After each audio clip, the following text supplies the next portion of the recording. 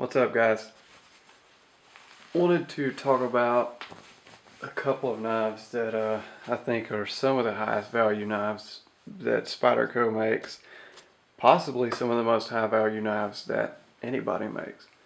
Of course, that's arguable, um, and it's just an opinion, but I would say it's a fairly rational opinion. I would say it's pretty valid. It, they're definitely high value knives.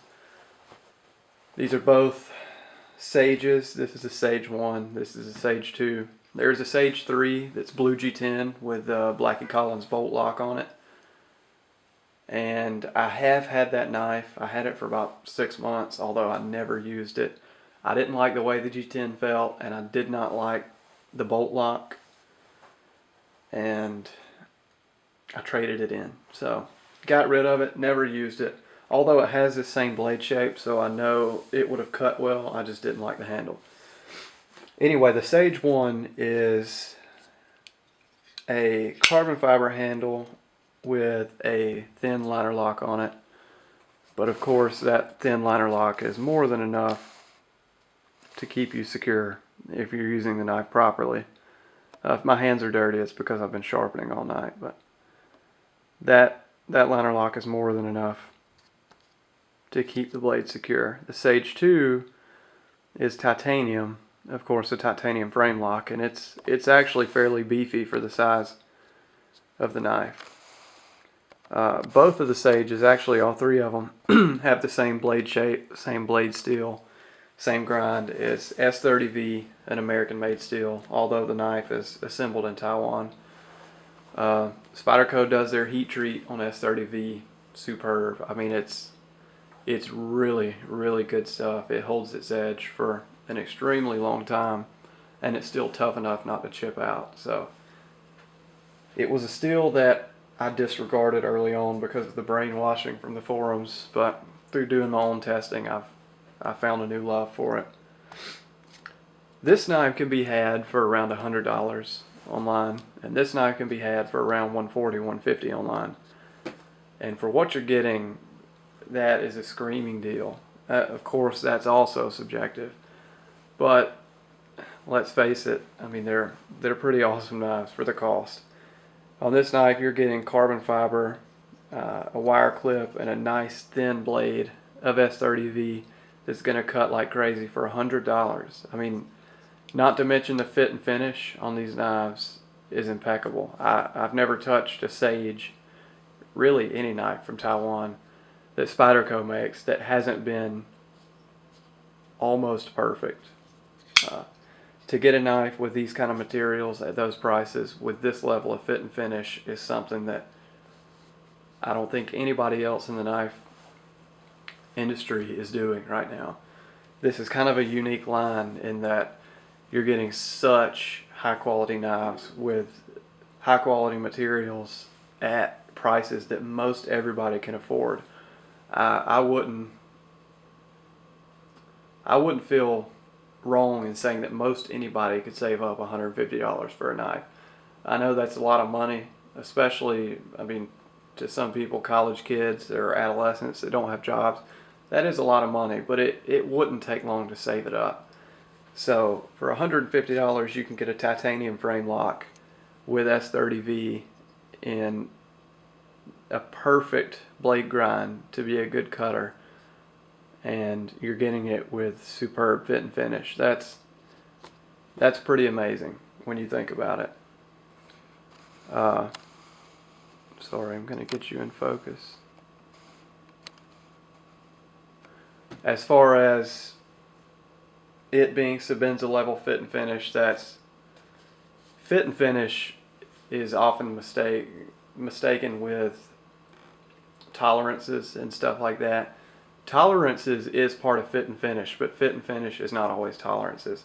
Of course, the Sebenza will have tighter tolerances, the pivot and all that. It will definitely have tighter tolerances in the Sage series. That doesn't mean the fit and finish is any better. I've had 7 Sages, and I've never had one with a mark on it, with an off-center blade, with blade play or anything. So I would say if the fit and finish, if it's not Sabenza level, it is just one step under. It's as close to Sabenza level as any knife I've ever handled, and these are sub $200. So there's no denying the fact that these knives are extremely high value, and that's one reason I like them so much, and one reason I wanted to talk about them. If you're thinking or wondering which one of these you would prefer, it really boils down to your handle material, what you prefer, and your cost. I really do like the carbon fiber, and I like the liner lock. There's nothing wrong with that liner lock at all, but it's a little bit thicker than the titanium knife. Not much. It's not a huge difference at all.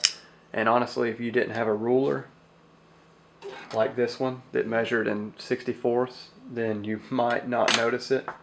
But of course I measured it, and it is just a tad bit thicker, but it's not that noticeable. Definitely wouldn't be noticeable in your pocket. Of course, like I said before, which one of these that you would prefer would boil down to handle material and also lock type.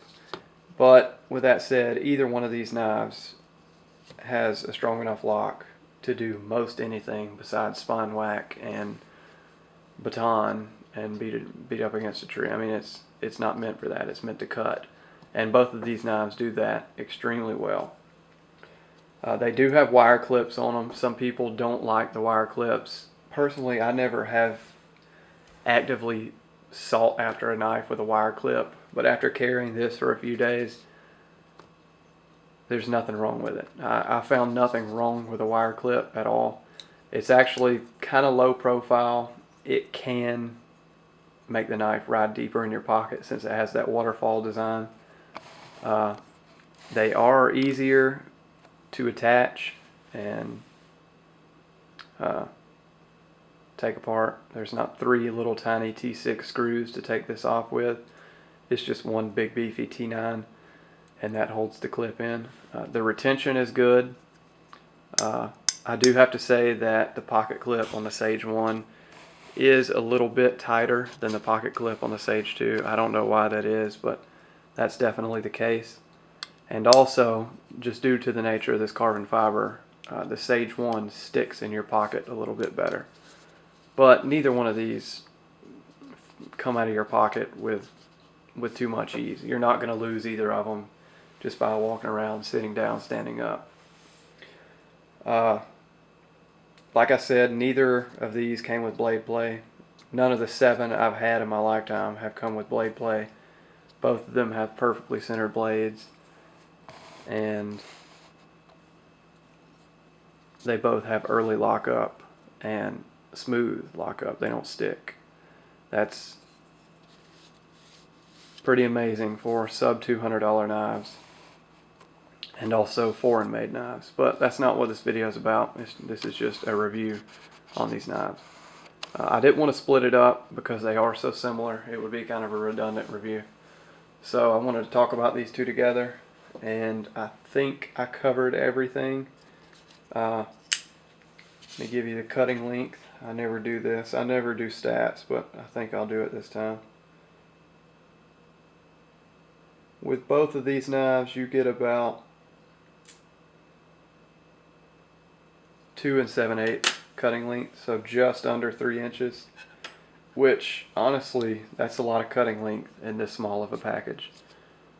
I'll give you a comparison. There's it up against a large Sabenza, up against a paramilitary 2. I mean, that's 2 7/8. That's kind of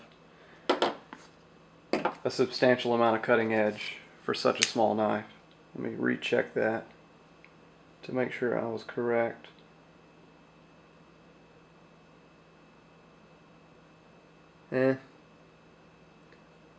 It's closer to 2 3/4, but that's still a substantial amount of cutting edge for such a small knife.